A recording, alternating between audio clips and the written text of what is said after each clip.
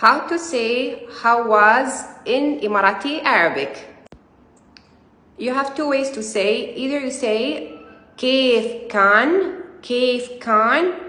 or كيف كانت. It depends if the object is masculine or feminine. Let me give you some examples. So how was the meeting? كيف كان الاجتماع because اجتماع is masculine. How was the lunch? كيف كان الغداء because الغداء is a masculine. So كيف كان الغداء. Now for feminine, كيف كانت الحفلة?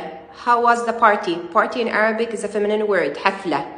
كيف كانت الحفلة? Or you can say how was the trip? كيف كانت الرحلة trip is a feminine word. كيف كانت الرحلة. And now it's your turn to give